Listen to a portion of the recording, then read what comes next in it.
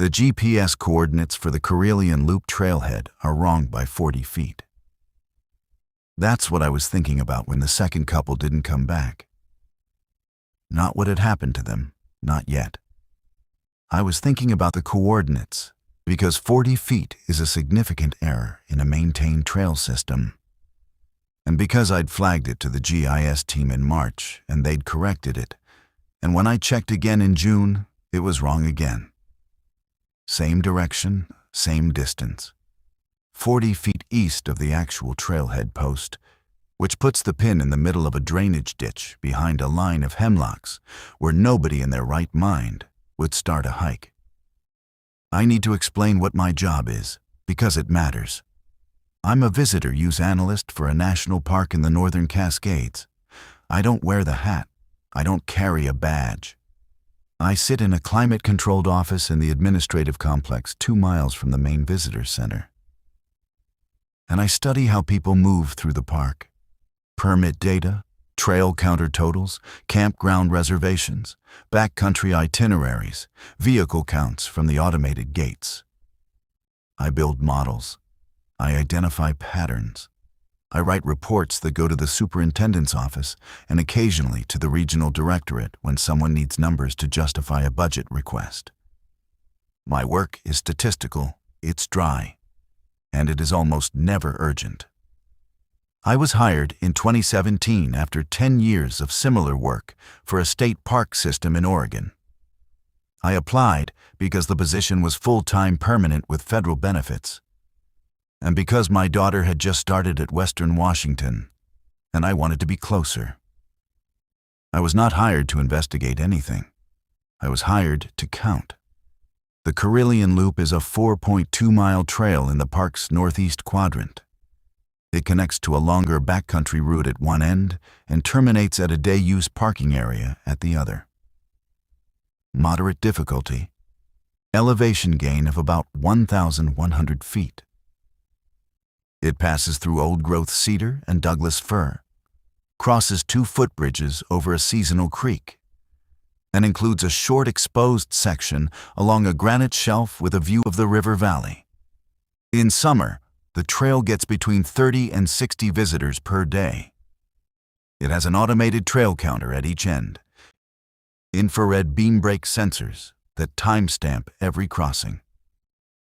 In the 7 years I've worked here, 6 people have failed to return from the Karelian Loop. That's the number that matters. 6.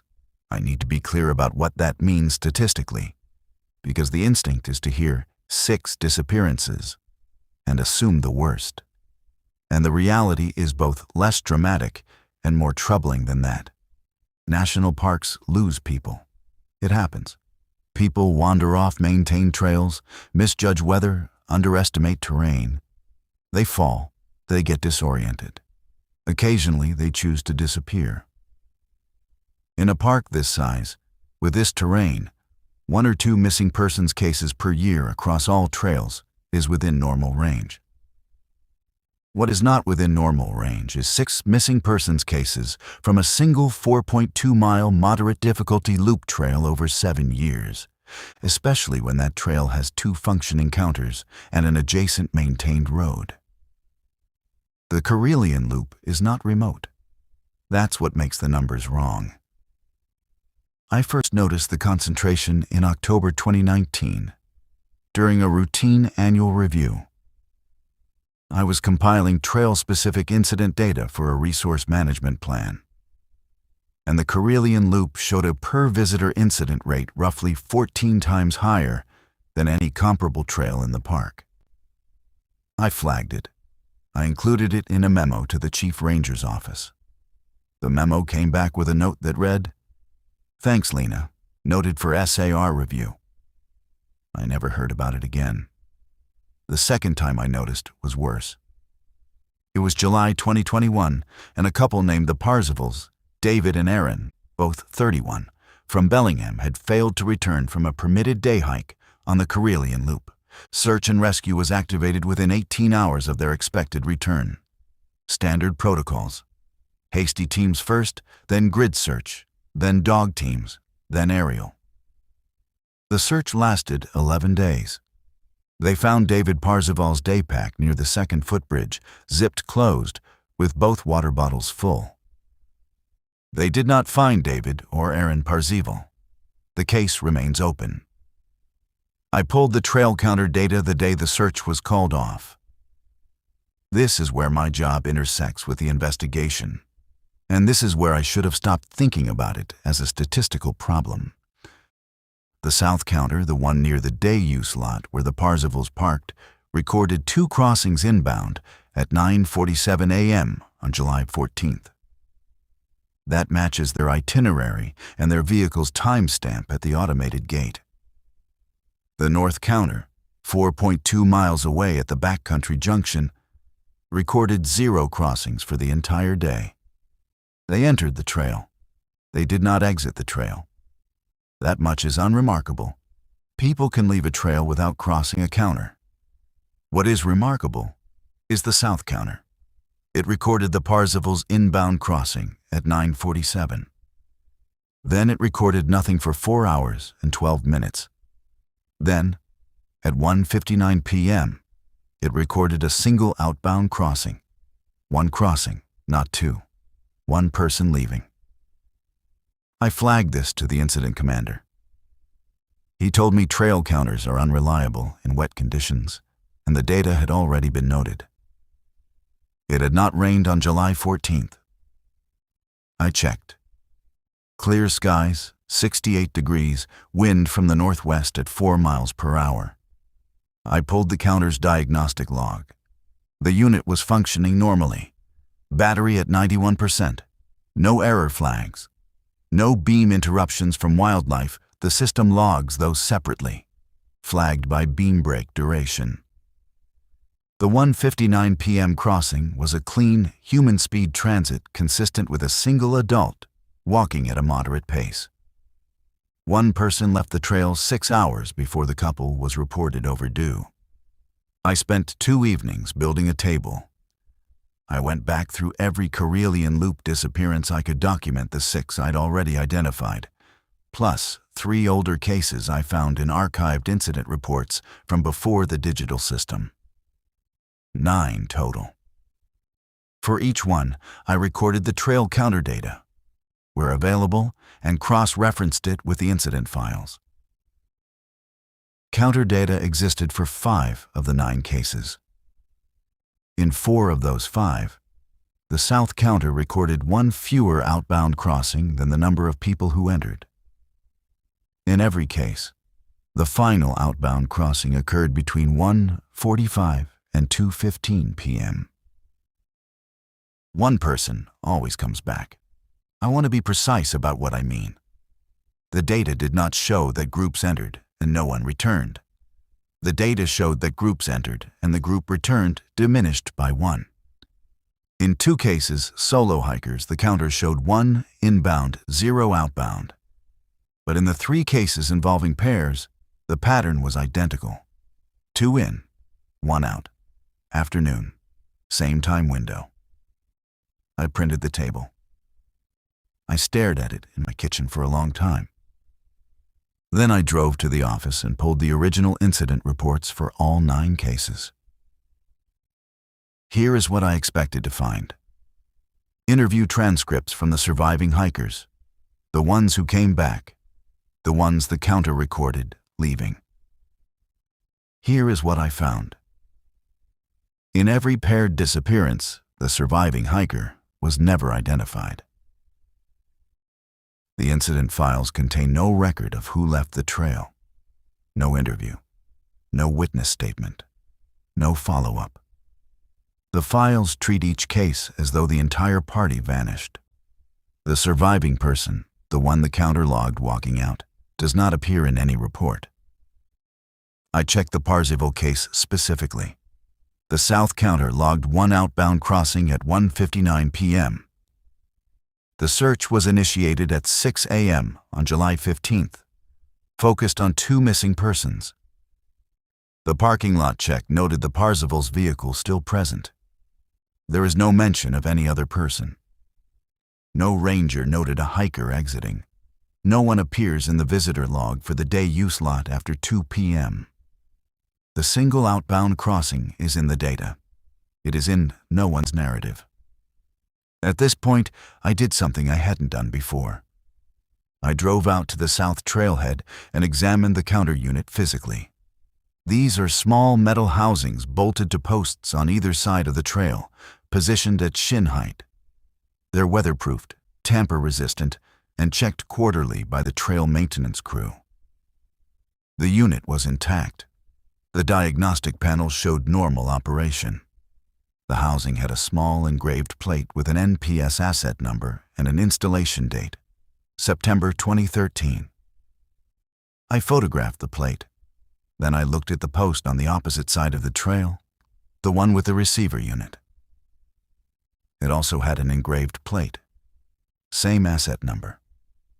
Installation date, March 2009. The two halves of the same counter were installed 4 years apart. That shouldn't happen. These systems are paired at the factory.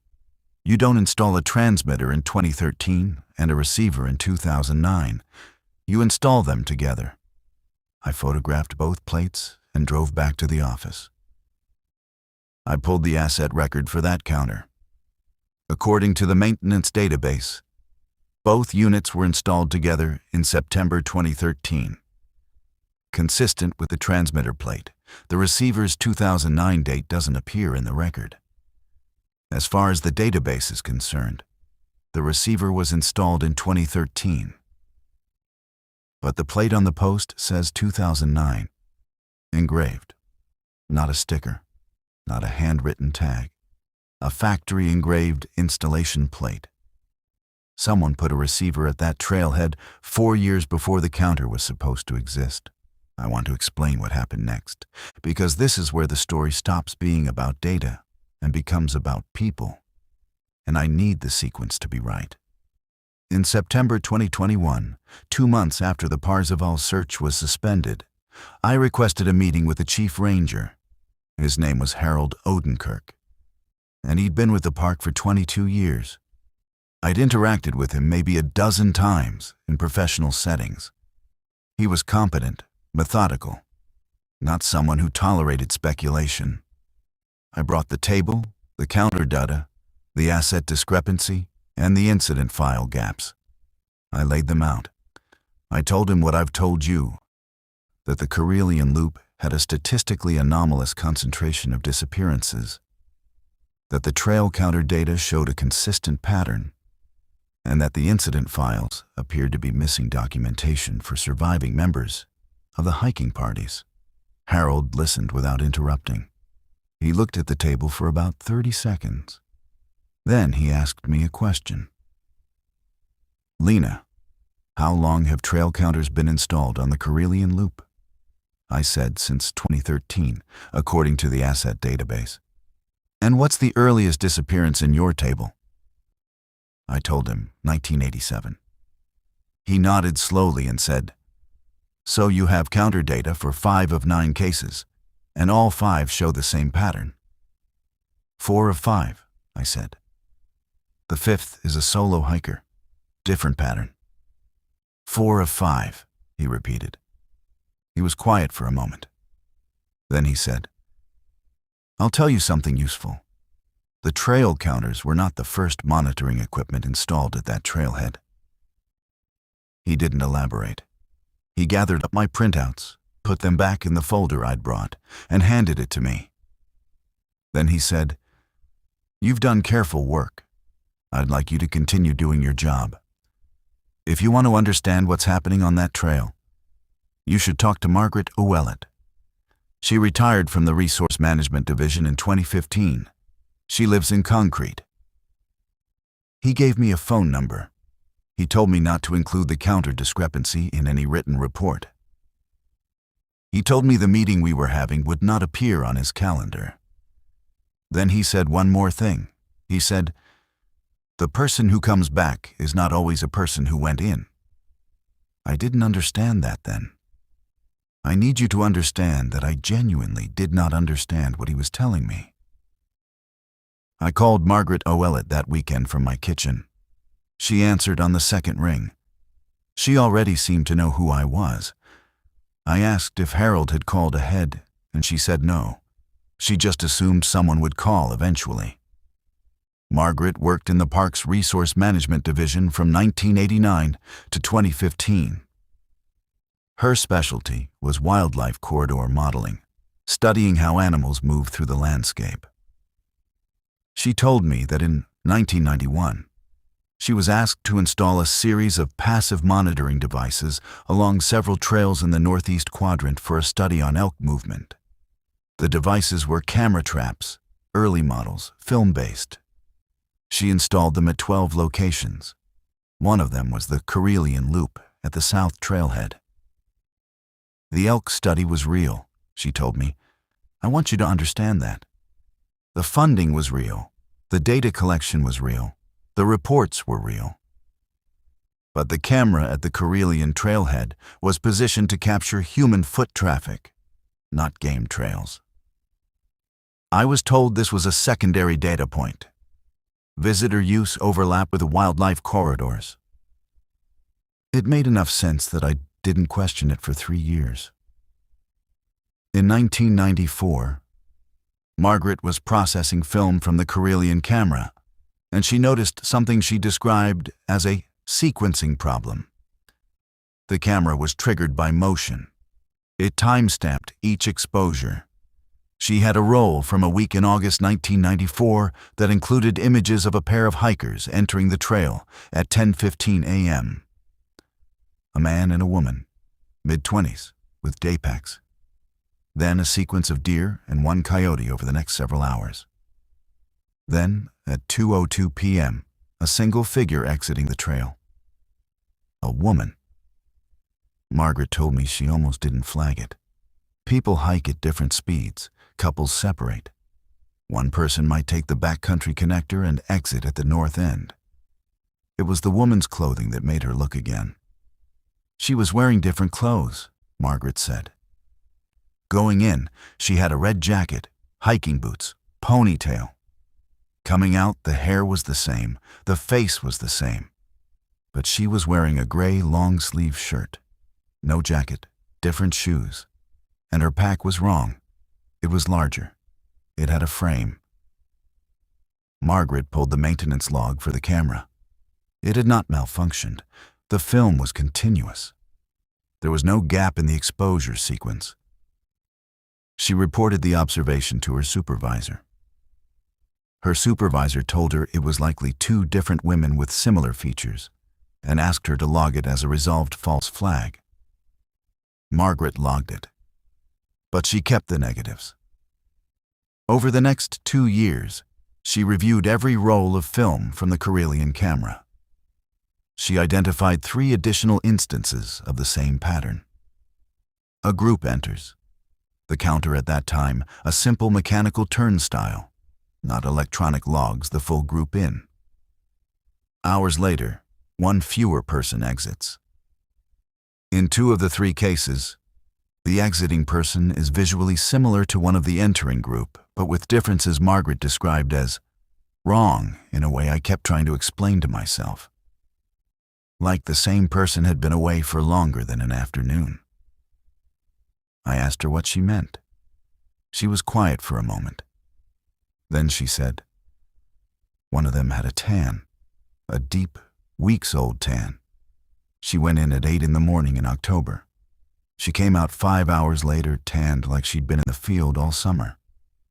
And she was thinner, not skinny, just reduced, like she'd been eating, but not enough. Margaret told me she compiled her observations into a memo and submitted it to the park's resource management chief. The memo was returned to her with a sticky note that read, Thank you. Please see attached. Attached was a single-page document with an NPS letterhead she didn't recognize. The document was titled Protocol 773-K, Monitoring and Non-Intervention Guidance, Karelian Loop Trail, Section 4. It was dated 1979, 12 years before Margaret was hired. 8 years before the earliest disappearance in my table. The protocol was 3 paragraphs long. Margaret read it to me over the phone. I wrote it down. Paragraph 1. Directed resource management staff to maintain continuous visual monitoring at the south trailhead of the Karelian Loop using whatever technology was currently available, and to log all observations per standard format. Paragraph 2 directed that any observed discrepancy between inbound and outbound party composition, and those were the exact words, party composition, was to be logged internally and reported to a designee in the regional office. The designee was identified by position code, not by name. Paragraph 3 stated that under no circumstances was any park employee to interfere with, delay, question, or make contact with any individual observed exiting the trail following an inbound party composition discrepancy. Do not interfere, do not delay, do not question, do not make contact. I followed it, Margaret told me. For 21 years, I followed it. I maintained the camera. I upgraded to digital when the funding came through. I filed the reports to the position code. I never received a response, not once. I don't know who read them. I don't know if anyone read them. I asked her about the receiver unit, the one with the 2009 installation date, 4 years before the official counter was placed. She went quiet. Then she said, "That was me. I installed an infrared sensor in 2009 as a supplement to the camera. I wanted a second data point. The official counters weren't approved until 2013, but I requisitioned the parts separately through the wildlife monitoring budget. The transmitter wasn't paired until later, but I put the receiver in place first because I wanted to start collecting baseline data." She paused. "Lena, have you walked the trail?" I told her I had not. Not beyond the trailhead. "Don't," she said. I want to describe what happened in March 2022 because it's the reason I'm telling this to anyone. And because the facts of it are important enough that I need to be exact. A solo hiker named Russell Tremaine, 64, retired machinist from Everett, entered the Karelian Loop on March 9th at 10:22 a.m. He had a valid day-use permit. His vehicle was logged at the automated gate at 9:58 a.m. The south counter recorded 1 inbound crossing at 10:22. The north counter recorded 0 crossings for the entire day. Russell Tremaine did not come back. His daughter reported him overdue at 8 p.m. that evening. A hasty team was deployed at first light on March 10th. By March 12th, a full grid search was in progress. I monitored the counter data in real time. On March 11th, at 1:51 p.m., the south counter recorded 1 outbound crossing. 1 person left the trail on the second day of an active search for a solo hiker who entered 2 days before. I drove to the trailhead. It took me 14 minutes from the admin complex. When I arrived, the parking area was occupied by 2 SAR vehicles and a ranger's truck. The trailhead was marked with search area tape. I checked the counter's diagnostic display. The 1:51 p.m. crossing was logged. Clean red. Single adult. Walking pace. I looked at the trail. The tape blocked the entrance for vehicles, but not for foot traffic. The trail itself was empty. There was no one on it. There was no one in the parking area except a ranger named Chris Devane, who was sitting in his truck doing paperwork for the search. I walked over and asked him if he'd seen anyone exit the trail in the last 20 minutes. He looked at me with a perfectly neutral expression and said, "No one's come out of there, Lena. That's the whole problem." The counter said someone did. Chris Devane, sitting 30 yards from the trailhead with a clear line of sight, said no one did. I went back to the counter. I pulled the raw log. The 1:51 p.m. entry was there. Beam break duration, 0.6 seconds. That's consistent with a person walking at a normal pace. The diagnostic showed no errors, no wildlife flags. The beam was broken by something the size and speed of a human being, and no human being was observed. I should have called Margaret. I should have called Harold. I should have filed the log and gone back to my office and continued doing my job, which is counting things. Instead, I walked past the tape and onto the trail. The Karelian Loop in March is not what it is in July. The canopy is thinner. The creek is high and fast with snowmelt. The footbridges are slick. The trail surface is a mix of packed earth, exposed root, and residual snow at the higher elevations. I was wearing office shoes. I had no pack, no water, no radio. I had my phone, which had no signal past the first quarter mile. I wasn't thinking clearly. I understand that now. I was thinking about the counter, about 0.6 seconds, about something the exact size and speed of a person walking out of a trail that a ranger with clear sight lines said was empty. I walked for about 40 minutes. The trail climbed through the cedar stand, crossed the first footbridge, and entered the old growth section. The canopy closed overhead. The light dropped. I could hear the creek below and to my left, and birds, and the sound of my own breathing, and nothing else. Then I reached a section of trail I had seen on the map many times, but never physically visited. It's the exposed granite shelf, the scenic viewpoint. The trail narrows to about 4 feet, with a rock wall on the right and a steep drop on the left, maybe 80 feet down to the creek drainage. The shelf runs for approximately 300 yards before the trail re-enters the forest. I stopped at the beginning of the shelf section, and I want to describe exactly what I saw, because I've gone over it many times, and I am certain of it.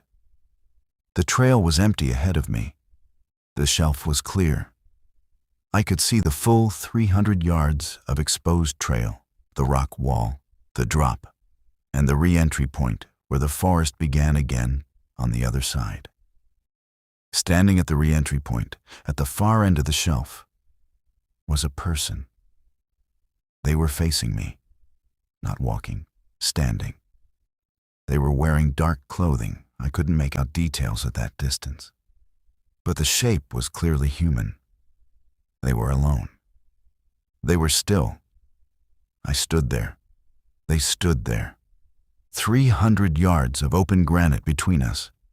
Then they stepped backward into the tree line and were gone. I did not follow.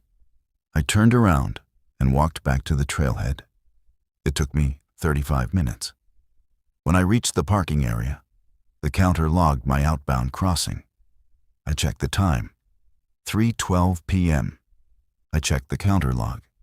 It showed my outbound crossing and, before it, the 1:51 p.m. crossing that had brought me out here. Then I checked the inbound log. My inbound crossing was there. Time-stamped 2:04 p.m. Below it, there was a second inbound entry I had not made. Time-stamped 2:04 p.m., identical. Same duration. Same beam break profile. The counter had logged 2 people entering the trail at the exact same moment. I entered alone. I drove back to the office. I saved the counter log to a USB drive. I printed it. I locked the printout in my desk. I did not mention it in any report. I did not call Margaret. I did not call Harold. Russell Tremaine was never found. The search was suspended on March 19th. His case remains open. For 7 months, I did not think about the Karelian Loop. That is not true. I thought about it constantly. But I did not investigate. I did my job. I built my models. I wrote my reports. I did not pull counter data from the Karelian Trail. I did not look at the incident files. I ate lunch at my desk and drove home and called my daughter on Tuesdays and Thursdays and lived the way you live when you've decided that something is not your responsibility. In October 2022, the park received a Freedom of Information request from a woman named Diane Tremaine, Russell's daughter. She was requesting all records related to her father's disappearance, including trail counter data, search logs, incident reports, and any monitoring equipment records from the Carelian Loop trailhead. The FOIA request landed on my desk because the trail counter data fell under my office's purview. I was asked to compile the relevant records and submit them for review before release. I compiled them. The counter data for March 9th to 19th, 2022 was complete and unambiguous. 1 inbound crossing on March 9th. 1 outbound crossing on March 11th. 1 inbound crossing on March 12th. Me.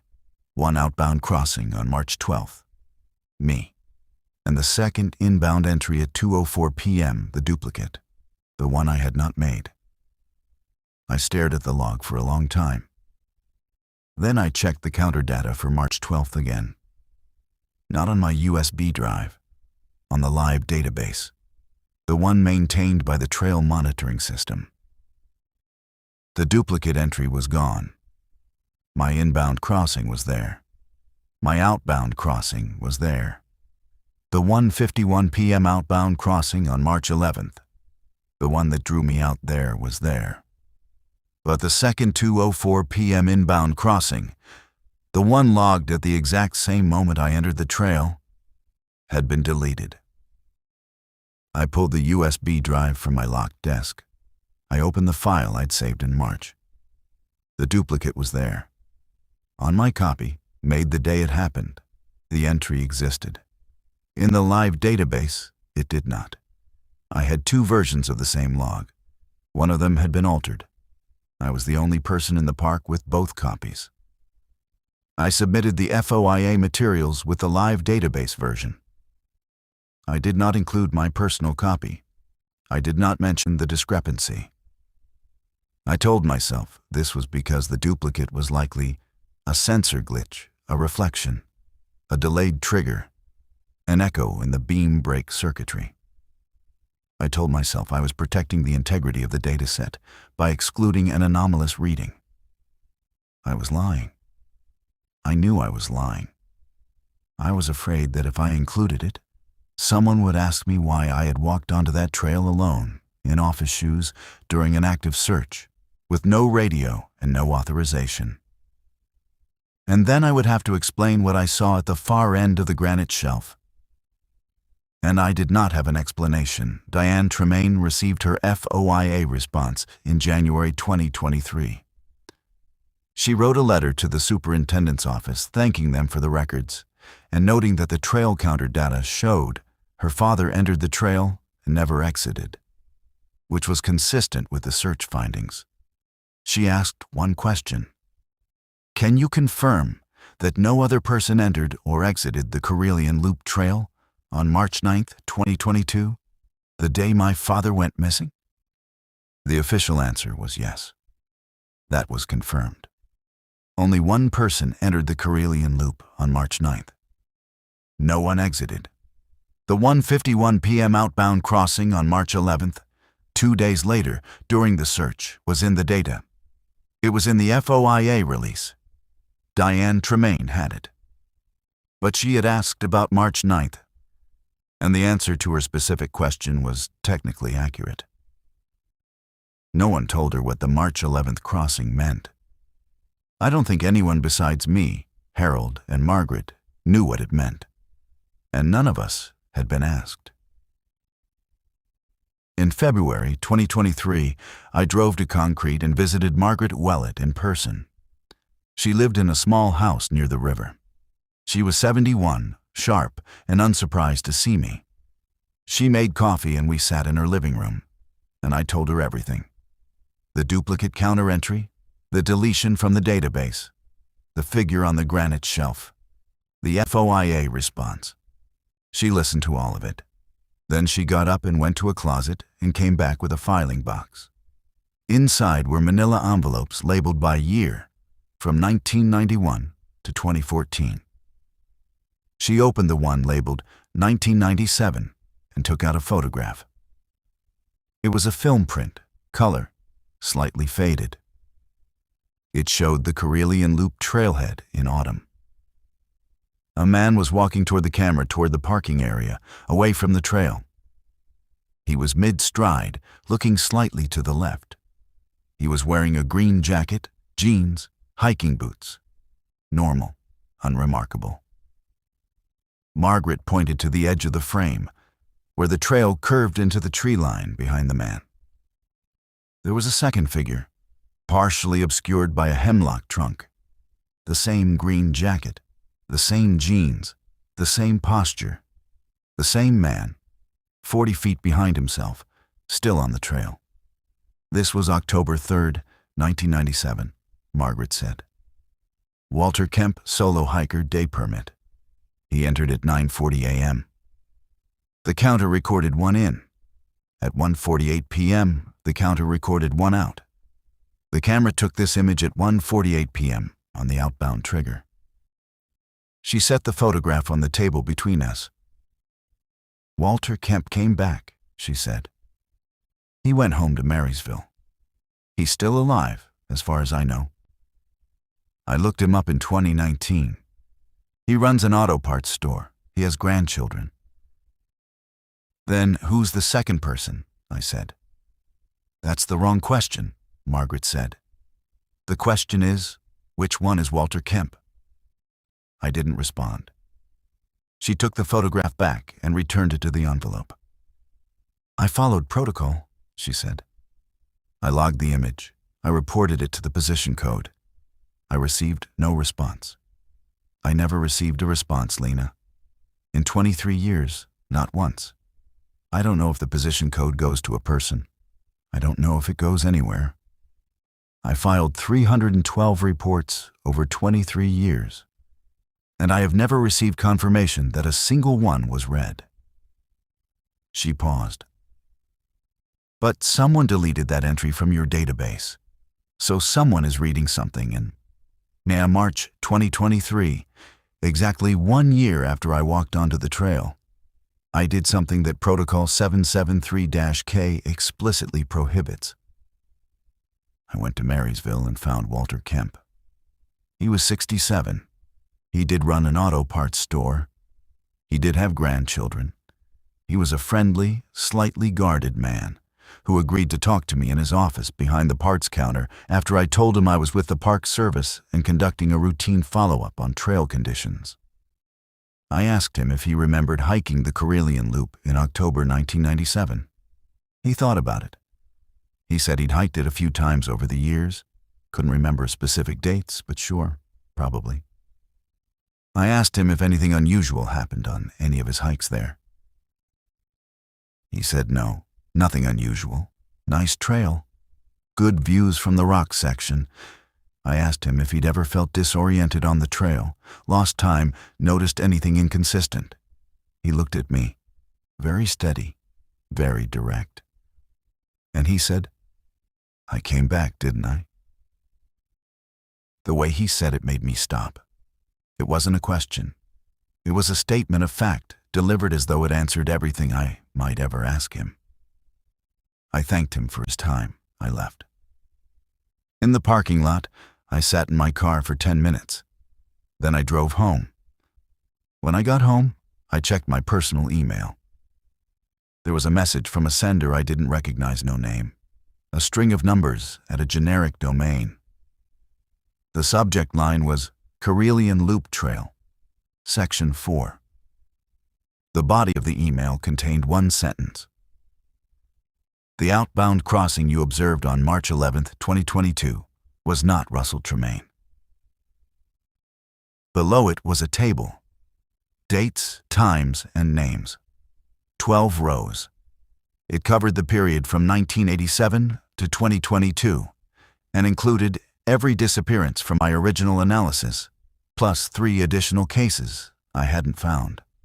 For each entry, the table had 2 columns I had never been able to fill. Outbound individual and current status. 9 of the 12 outbound individuals had names. Names I didn't recognize. Each one had a current status listed as an address scattered across Washington, Oregon, Idaho, Montana, and one in British Columbia. 3 of the 12 outbound individuals, including the one corresponding to Russell Tremaine's disappearance, had a single word in the status column: unresolved. The email had no signature, no contact information, no agency header, no position code. I printed it. I compared the 12 dates to my own table. They matched. Every date I had was present, plus the 3 I'd missed. The counter data I had, the beam break times, matched the table's outbound crossing times within 1 to 3 minutes. Whoever sent this had either built it from the same data I had, or from the original monitoring reports Margaret filed for 23 years.